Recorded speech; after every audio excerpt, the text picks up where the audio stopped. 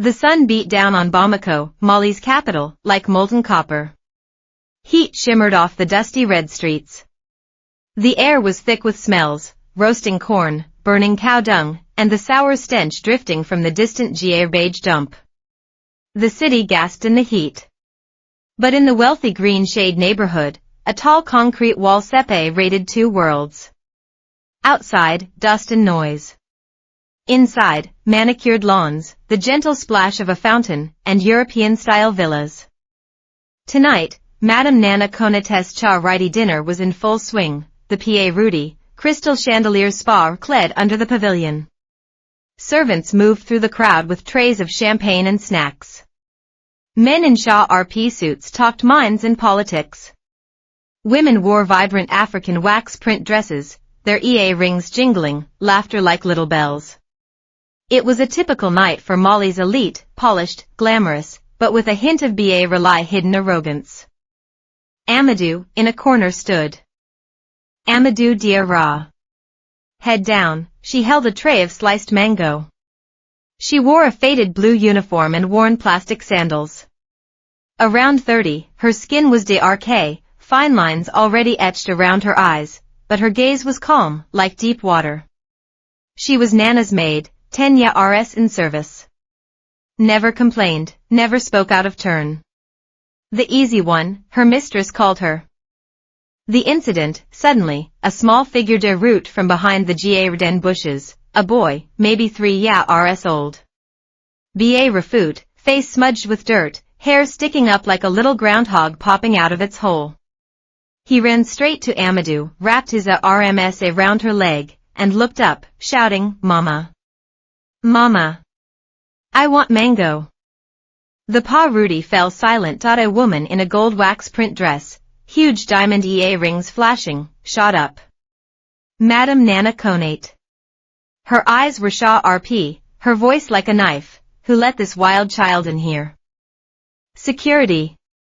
Security! Amadou froze. She quickly put down the tray, crouched, and pulled the boy close. "Coffee, don't be SCA red. Mama's here." Mama Nana sneered, clicking her heels closer. "Amadou, I hired you to clean, not to bring your boss to RD child into my home. Look at him. Dirty as a hyena pup. And that wild look in his eyes, just like you. Trash." Guests whispered. Some looked away, EMBA rasped. Others hid smirks behind their hands. No one spoke up. In Mali, servants being publicly humiliated by their employers was nothing new. Amadou didn't look up. She just held the child tighter, shielding him like a small, fragile flame. "Madam," she said, her voice quiet but clear, "He's not my child. I found him by the Heartwarming dump. A baby, thrown away. It was pouring rain, dogs were scavenging. I found him alive. I took him in." Oh, Nana raised an eyebrow, her lips curling. "So you want to play the Saint Africa is full of abandoned children? Can you save them all? What do you think you are, queen?" She suddenly reached out, snatched the little wooden horse from the boy's hand, a rough thing Amadou had saved from scrap wood. Nana held it high, then slammed it down onto the ground. It cracked in two with a RP sound. "Any child you could have," she spat, each word ringing out, "would be trash too." The air seemed to freeze. Amadou's fingers trembled slightly. But finally, she looked up. Her eyes weren't angry, not pleading. Just a deep, still resolve. She didn't argue. Silently, she crouched again, picked up the broken piece of the horse, and slipped it into her apron pocket. Then she took the boy's hand and walked away. The night wind stirred the red dust. Her back was small but straight, like a baobab tree refusing to fall in the dry season. Amadou's world, Amadou's home was an attic room above Nana's villa. Less than 10 square meters, with a sloped ceiling. An oven in summer. Freezing in winter. An iron bed, an old Kuboe RD, a faded children's alphabet RT on the wall. That was her and Coffee's whole world. She closed the door softly, knelt, and wiped Coffee's face with rough cloth. The boy didn't cry, just clung tightly to her dress. "Mama," he whispered. "Am I really found?" Amadou nodded, smoothing his hair. "Yes. But you are a gift to me from the EARTH. The secret." She went to the cupboard, took out a tin box. Inside was a yellowed piece of paper with messy writing. "Please, kind person, save him. He is royal blood. The last boy of the Mogba people." Under the note was a small piece of green turquoise. That rainy night 10 years ago. Amadou was taking kitchen scraps to the dump when she heard a faint cry. She dug through rotting vegetables and plastic bags and found a baby, wrapped in rags, umbilical cord still attached, skin blue. She rushed him back to the attic, warmed him. Fed him sugar or water. He lived. Neighbors said, "Take him to the orphanage. You can't afford this." She shook her head. "He's alive. That makes him my responsibility." She looked into the Mogba people. An ancient tribe are the Upper Niger River, famous for settling conflicts between other tribes. Their chief wore a green turquoise crown, the Eye of Peace. But after a coup in the 1990s, the chief's family was killed, their land taken for mining. The people scattered. Their culture nearly vanished. Royal blood people laughed. Who believes that nonsense anymore? But Amadou believed. She believed in the light in the child's eyes. She believed the words on the note. She believed it was meant to be. She saved every penny, skipped lunch, wore old clothes, Hoa ride the small tips her mistress gave her. She bought formula, diapers, alphabet cards. She taught Coffee the Mogba language, sang him the old lullabies, told him stories of his ancestors. She sent him to the church school, even though the fees cost half her monthly wage. Coffee was brilliant. Knew his alphabet by 4, reading newspapers by 6. At 7, he corrected his teacher, "Mali wasn't a French colony, it's an independent country." The teacher was amazed. "Who taught you that?" "Mama." The CRCH and the revelation. Amadou, though quiet, never stopped searching for the truth. She contacted anthropologists, sought out surviving tribe members, even risked trips to the northern wilderness asking questions. She learned a Mogba heir was missing. And the green turquoise crown was the proof of lineage. But she kept it quiet. She knew in this world where power was truth, no one would listen to a maid. Truth needed time. And strength. One evening, buying vegetables at the market, she overheard 2 men talking quietly. "Did you hear the government's approving cultural protection zones? Prove you're the rightful heir, and the Mogba land gets returned." "Ha! Who's gonna prove it?" "Dead men don't talk." Amadou's heart jumped. She gripped her basket. On the way home, she passed a ruined church. An old man with white hair sat on the steps, holding a wooden staff ved with symbols.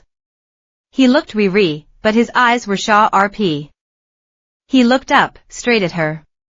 "You are Amadou?" She nodded. "Wari, I am the last priest of the Mogba," he said, his voice trembling. "I've searched for you for 10 years. Coffee is our king.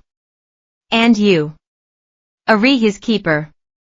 It's time to come home." Amadou stood frozen. Wind whistled through the church's broken windows, tugging at her clothes. Suddenly, she understood. That humiliating night, those words, "any child you could have would be trashed too," weren't the end. They were the start of her destiny. She knelt, took the old priest's hand. "I am ready." Night fell. On.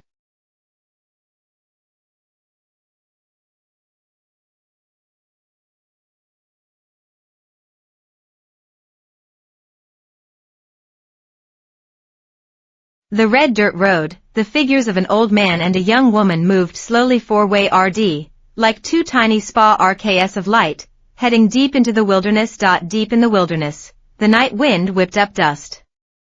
A bonfire roa red in the center of an empty valley, its flames blood red, lighting up weathered faces. Over 300 men, women, and children sat in a circle. They wore rough homespun clothes, faces marked with spiral-shaped tattoos, the sign of the Mogba people, the ancestor eyes, said to see through lies and gwa rd the truth. Priest Balu, leaning on his Ved staff, walked slowly towards the fire. His hair was white as snow, his back slightly bent, but his eyes were sharp as a hawk's. He knelt, drove his staff into the Earth, and chanted in the ancient tongue, the Earth calls. The river whispers. The king's blood returns. Coffee Mogba, by blood and fire, do you accept the burden of your ancestors? 10 ye are old. Coffee stood before the fire.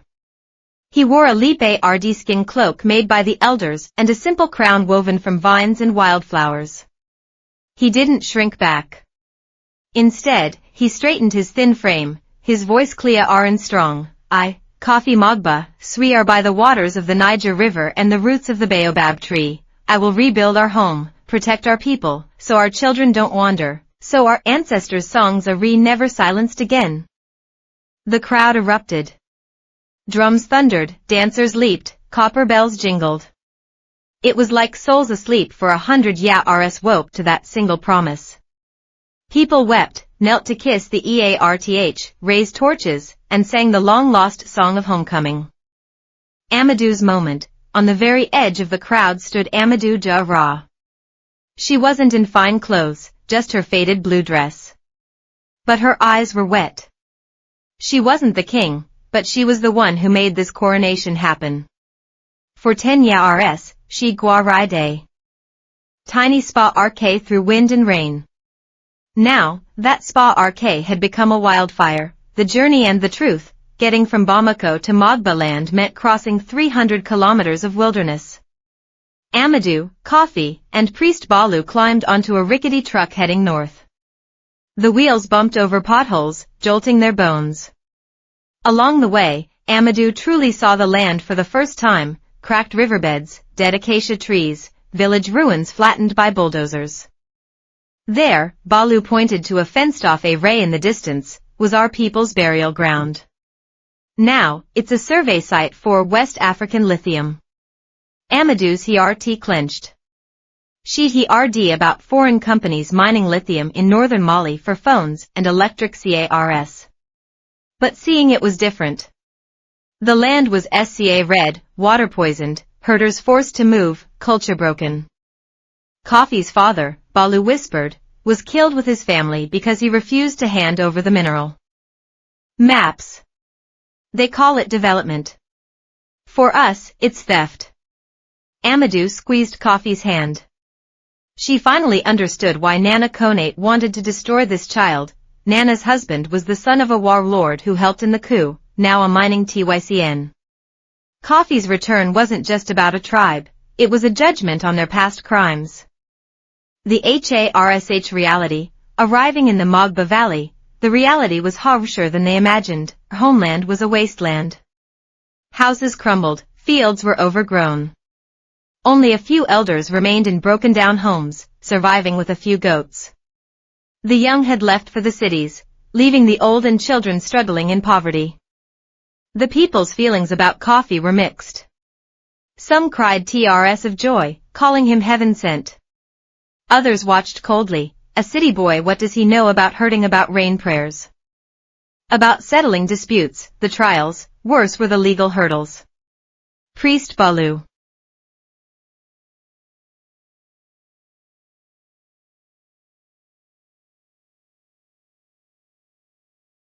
told Amadou that to confirm Coffee as chief, he had to pass the trial by fire and the trial by song.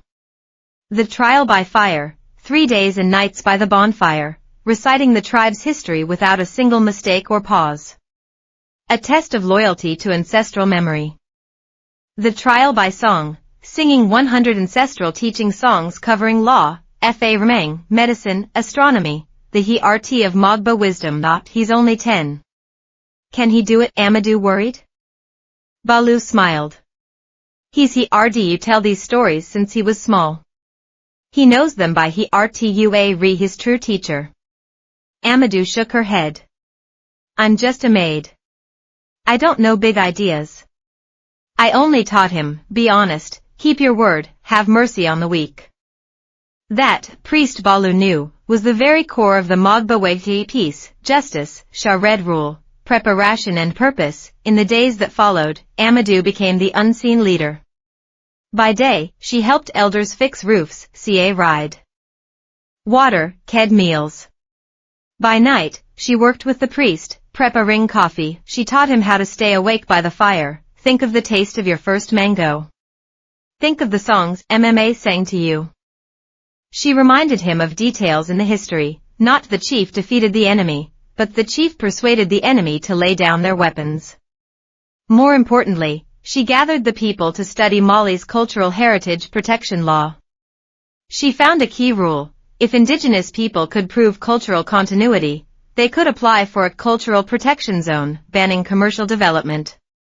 We don't just need a chief, Amadou told the gathering. We need land where we can breathe. She recorded elders telling their stories, filmed ancient rituals, and compiled it all into a detailed application. She contacted NGOs in Bamako, found an anthropologist willing to help, and had Coffee's DNA tested against bones from Mogba graves. A 98.7% match. The news electrified the tribe. The trials commence. Coffee's trial by fire began. 3 days and nights, he sat by the fire. His voice never faltered as he recited the tribe's entire history, from creation myths to the modern coup. As he spoke the last word, dawn broke. The crowd stood silent, TRS streaming. The trial by song was even more moving. Coffee sang the song of mediation. The river doesn't choose left or right bank. Why should brothers fight? He sang the song of Mother Earth. She doesn't ask if you're high or low, only asks you to tend the soil. His voice was like clear water, flowing into every heart. When it ended, priest Baloo Dekle read, Coffee Mogba. Blood pure. Wisdom complete. Worthy to be chief. Amid the cheers, Amadou slipped quietly away. She knew the real fight was just sta rooting. The attack, sure enough, the mining company struck. One morning, people crowded around an old solar-powered TV. The screen showed an exclusive news report. An anonymous source claimed Coffee was Amadou's illegitimate son, the royal blood a total lie. A video showed a boy who looked like Coffee saying, I'm not any chief. I was adopted. The crowd buzzed. Suspicious eyes turned back to Amadou. I told you it was too good to be true. A maid wanting to be Queen Mother dream on. Amadou's heart felt cut, but she didn't defend herself. She recognized the video's background, an internet cafe in Bamako. The boy was a street kid she'd once helped. The fight back, she acted fast.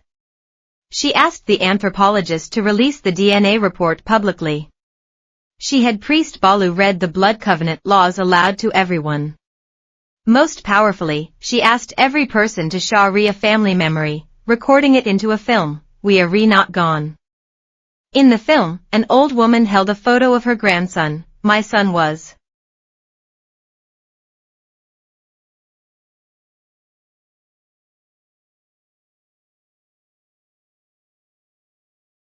shot on the night of the coup. I fled into the bush with my grandson. 10 years later, my grandson died too. Now Coffee is here. Like a light. The film spread online, catching fire with young Africans. #Save Mogba trended. A student wrote, We are not minerals. We are people. A teacher said, this is real African history. Crucially, Amadou contacted the National Cultural Heritage Bureau, asking for an inspection. She read everything, DNA, oral histories, artifacts, legal papers, threats and doubts. Just as the application entered its final stage, the mining company threatened, if the Mogba insist on applying, we cut off water and power. All aid projects cancelled. People wavered. Some came to Amadou privately, MMA, we can't beat them. Send the boy back to the city. At least he can go to school. That night, Amadou sat under the baobab tree, looking at the stars. Coffee came and leaned against her. MMA. I'm SCA Red, he whispered. Amadou stroked his hair. SCA Red of what? SCA Red of letting everyone down. SCA Red of making you sad. She smiled. Do you know what makes MMA proudest? Not that you're chief. That you do Red to tell your classmates, my mother is a maid. Coffee looked up, TRS glistening. Remember, Amadou said softly, real power isn't a crown. It's the light inside you. As long as we don't give up, the light won't go out. The inspection and victory. Days later, the government inspectors arrived. At the community meeting, the mining company's lawyer was aggressive, a 10-year-old boy ruling he can be a rely read. Amadou stood up. Her voice was calm but solid as stone, because he remembers the names of his ancestors. And you only see the price of rocks. She showed Coffee's hand-drawn plan for an eco-village, solar panels, rainwater collection, organic farms, a bilingual school. He doesn't want power. He wants a future. The head inspector was silent for a long time. Finally, he announced, the Mogba Cultural Protection Zone application passes preliminary review. Cheers like thunder. But Amadou knew this was only the beginning. The enemy reacts, and back in Bamako, in her luxurious villa, Nana Kone Sta read at her phone, faced d'Arc with fury. She never imagined the maid she'd crushed under her heel could cause such waves. She dialed her husband, we have to stop them. Or our secrets won't stay buried. The road ahead, the night wind blew through the valley, lifting the edge of Amadou's dress. She looked toward the distant bonfire. One thought filled her, the road home was long. But she wasn't walking it alone anymore. The rainy season came early. Torrential downpours flooded the Niger River. Muddy water surged over the banks, washing away the mining company's temporary roads. Bulldozers were stuck in the mud, exploration stopped. But in the Mogba Valley, rainwater flowed into new drainage ditches and storage tanks. Children read lessons under shelter, elders sat around fires singing ancient rain songs. Amadou stood on a hillside, looking at the rain-washed land. But she felt no relief. She knew this rain was nature's gift, but also a sign of the storm to come. Sure enough, on the third morning, people ran to her in panic, MMA. On the TV, they're saying bad things about Coffee. The attack, Amadou hurried to the village's only building with electricity, the cultural center. An old LCD screen showed a press conference by West African Lithium. Nana Konate, in a RP blue suit, perfectly made up, wore a look of regret.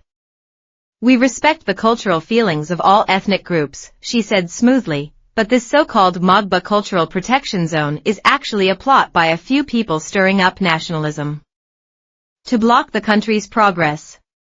We have solid proof. The so-called royal orphan Coffee is actually the maid Amadou's illegitimate son. His identity is completely made up. Using a child for sympathy is despicable.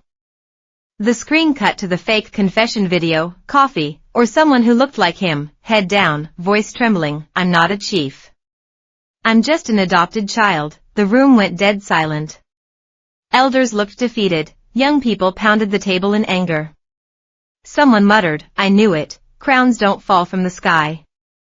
Amadou's resolve. Amadou stood in the doorway, rainwater dripping from her hair. She wasn't angry. She didn't cry. Just a deep, still calm. She walked in slowly and turned off the TV. They're SCA Red, she said. SCA Red will get our land back. SCA Red, the truth will come out. She turned, looking at every face. Do you want to believe a fake video or what you saw with your own eyes? You were there when Coffee recited our history? You cried when he sang the ancestors' songs. You saw him settle the water dispute, 2 families shook hands. Was that fake? No one answered, but the doubt in the air began to fade. Amadou knew words alone couldn't fight money and power. She needed proof. Law. Heartwarming, the counterattack. That night, she gathered the leaders, Priest Balu, some elders, and a few young people who'd worked outside and knew a little law. We fight back, she announced. Step 1, Science. She asked the anthropologist to release the DNA report publicly again, inviting international media to witness it. The report was clear. Coffee's mitochondrial DNA matched Mogba remains from ancient graves, the same maternal line. Step 2, History. She compiled the family trees, recordings of old songs, videos of rituals, everything she'd collected for 10 years, into the Mogba Cultural Heritage Archive. She sent it to the African Union's Cultural Heritage Committee. Step 3, Hearts and Minds. She launched the People's Memory Project. She asked every person to tell their story, big or small, happy or sad. Elders spoke of fleeing the coup night. Women spoke of forced moves. Young people spoke of facing discrimination in the city. These stories were edited into a film, We Are Not Gone, with Coffee's Clea singing in the background. At the end, Amadou faced the camera, calm, a child thrown on a garbage heap. Someone picked him up, gave him a name, taught him to walk and talk. That's not adoption. That's rebirth. Coffee isn't my son. He is Mogba's son. And I was just the midwife the EARTH sent. The viral storm, the film hit the internet and exploded across African social media. Hashtag Truth for Mogba, hashtag Real African Heritage trended.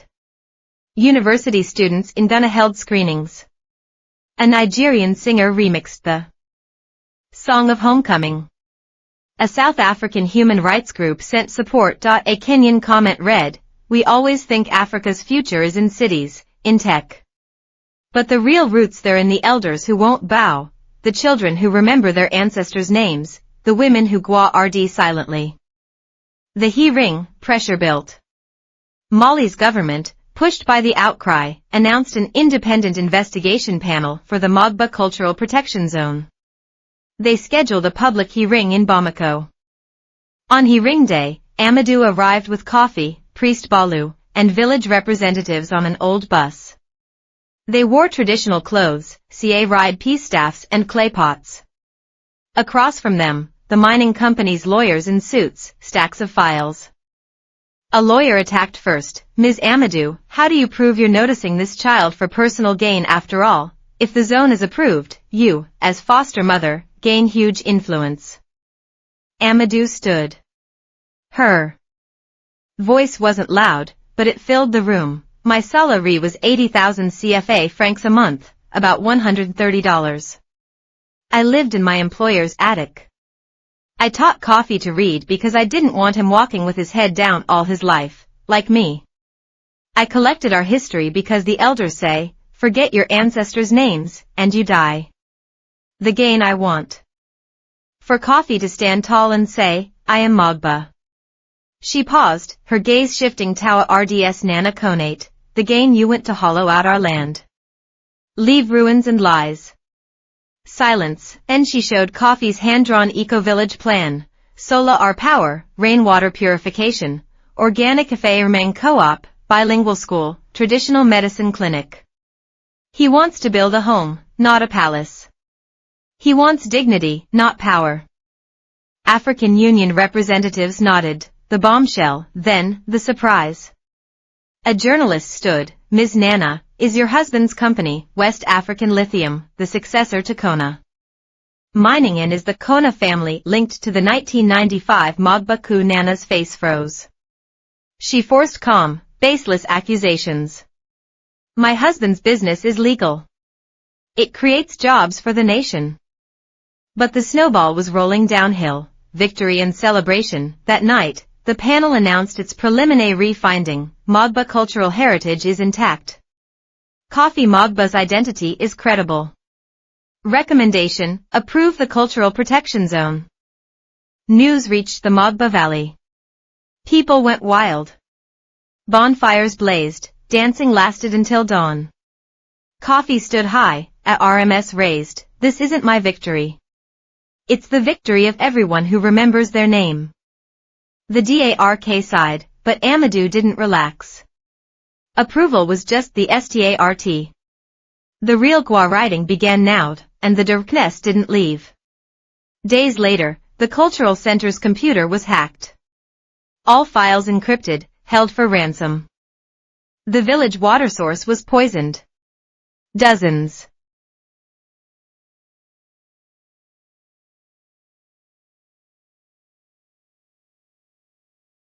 Fell sick. Anonymous flyers spread in NEARBY villages. Mogba people believe in evil spirits, bring plague.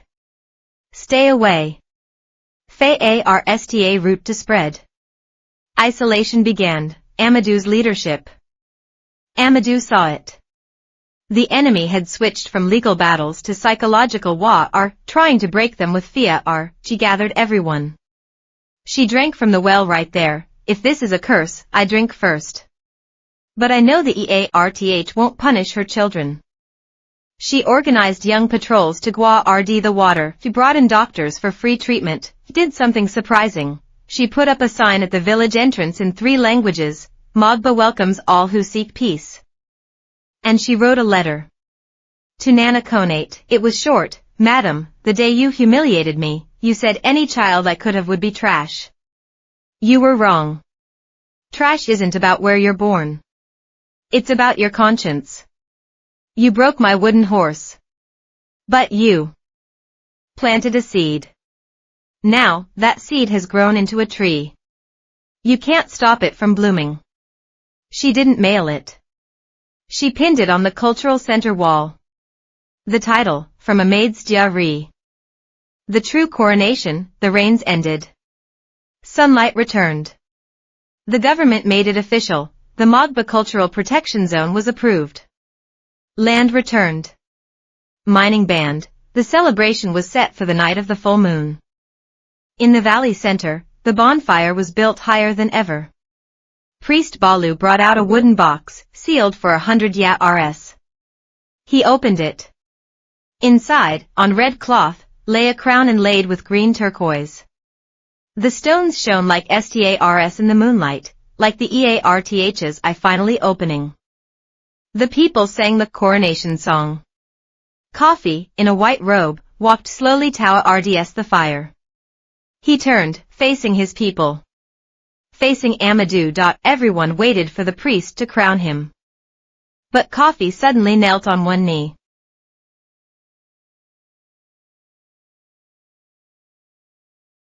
He lifted the crown with both hands, turning toward Amadou. The true king, his voice choked, is her. She pulled me from the garbage heap. She raised me with love and wisdom. Without her, Mogba would have no king. He gently placed the crown on Amadou's head. The firelight, the green turquoise crown rested on the graying hair of a maid. She didn't look like royalty. She looked like the EARTH itself, solid, quiet, enduring. Drums, songs, and weeping became a river of sound, flooding the wilderness. The final realization, back in Bamako, in her mansion, Nana Konate stood at the floor-to-ceiling window, STA ring at the night sky. Her phone buzzed constantly, her husband yelling, lawyers warning, stock prices crashing. She remembered that rainy night. Smashing the wooden horse. Amadou's calm eyes, she finally understood. She hadn't lost a mining site. She'd lost to a different kind of power. The kind that stands straight in the dust. The kind that Gua RDS fiercely against humiliation, she whispered to herself, so, a crown, doesn't sit on the head. The full moon hung like a silver plate in the sky. The Mogba Valley bonfire lit up half the night. The green turquoise crown sat on Amadou's head. Firelight and moonlight mixed, making the stones glow a deep blue, like the EARTH's eye finally opening, gazing at this reborn land. The people knelt. Elders wept. Young people raised torches, chanting, MMA. MMA. MMA. This wasn't crowning a queen. It was praising a mother. Amadou didn't move. The heavy crown made her hands tremble slightly. But she knelt down, level with coffee. She gently touched his face, her voice soft but firm. You are the king, coffee. You are Mogba's future. I was just the path that brought you here. She took off the crown and placed it on Coffee's head herself. Priest Balu raised his staff, chanting the ancient words, the crown is not for glory, but for duty. Not to rule, but to serve. Today, Coffee Mogba, you become chief of the Mogba. Drums boomed. Dancers leaped. Copper bells rang. Songs filled the wilderness. Coffee stood before the fire. Under the crown, his eyes weren't a child's anymore. They held the calm and resolve of a young king. At that sacred moment, a DRK figure burst from the trees. A masked man, knife in hand, lunged straight for the bonfire, aiming for the green turquoise crown. Protect the chief. Young Gua RDS rushed four-way RD. A fight broke out instantly. The masked man was pinned down. His mask ripped off, revealing a young man, maybe 20, with Mogba tattoos, but eyes full of hate. What right do you have to wear that crown? He screamed. My father was the true heir. You killed him. You took everything. Priest Balu recognized him, Asa. Aduma's son Tars streamed down Asa's face. My father just wanted to change the tribe. He said the chief system was outdated. But you called him a traitor. Locked him in the dungeon. He died in there. And now, you parade this prince. It's a joke. Silence fell over the crowd. Coffee walked four-way road. Not angry, just sad. He crouched down, looking straight into Asa's eyes. Do you hate? Asa froze, then broke down sobbing. I hate this tribe. I hate this land. I hate everyone pretending to be noble. My father said he was wrong until he died, and no one forgave him. Coffee was quiet for a long moment. He turned to his people. Today, we don't just crown a king. We heal a people. He announced a reconciliation fund to help all families hurt by the coup, including those seen as traitors. Opening the tribe's archives, making history public. Creating a youth council so different voices could help govern. Wisdom of Mogba, Coffee said, was never about destroying enemies. It was about turning enemies into brothers. Asa Sta read. This boy, 10 years younger than him, showed a forgiveness his own father had never known. Slowly, Asa knelt, forehead touching the ground. I will follow you. The bonfire blazed again. Songs rose once more. This time, deeper. Freer. 5 years later, 5 years passed. The Mogba Valley was transformed. No longer ruins, but a thriving eco-cultural village. Soleil, our panels glinted on roofs. Rainwater systems watered terraced fields. Honey and spices from organic farms sold as FARs Europe. At the village entrance stood a bilingual school, math and science in the morning, Mogba language and weaving in the afternoon. In the cultural center, visitors from around the world read the ancient circle dialogue, the Mogba way of peacemaking. Coffee Mogba, only 15, was a symbol for young African leaders. He spoke at the UN Youth Forum. His topic, tradition isn't the past's burden. It's the future's seed. He said, my MMA was a maid. She taught me, true nobility isn't blood. It's choice. Choosing kindness. Choosing to remember. Choosing to reach out when others fall. He ruled wisely, never alone. Every month, he held fire circle meetings. People sat together, everyone could speak. I'm not a chief, he often said. I'm a listener. Amadou's choice. And Amadou, she still lived in her small house. She didn't move into the chief's lodge. She still woke Early to fetch water, teach children songs. The green turquoise crown it rested in a glass case at the cultural center. Beside it was a yellowed note, "Please, kind person, save him. He is royal blood." Under the case, small words were ved, "The true crown is the people's heart." The interview. One evening, Amadou sat under the baobab tree, watching Coffee teach children a traditional dance. Sunset turned the grass gold, lighting her gray hair out. A young reporter approached softly. "Ms. Amadou, do you ever regret it picking up that child?" Enduring so much shame and hardship, Amadou smiled, the wrinkles at her eyes like the Earth's own lines. "Regret? My proudest moment was not walking away that day. But you could have had an easier life." "Easier?" She shook her head. "But not peaceful. Seeing a life struggling in the garbage, if you can help, but walk away, that is the heaviest burden." The reporter asked, "Do you think Coffee succeeded because he was royal?" Amadou looked into the distance. "No. Because he had a mother who believed in him. Not a blood mother. A mother willing to bow for him, fight for him, stay awake for him. Africa has millions of mothers like that. We are no crowns. But they are the backbone of this continent." Nana's realization, meanwhile.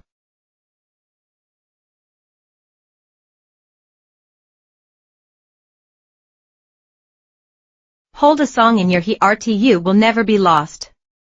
Coffee walked over and sat beside her, leaning his head gently on her shoulder. "MMA, he whispered, tomorrow I go to Ghana. They want to learn about our eco-village." Amadou stroked his hair. "Go. Let the light travel further." She looked up at the stars diamonds in the sky. The Milky Way arched across the night. The wind moved through the grass, like ancestors whispering. "Behold, that mother, she is the Earth's true king."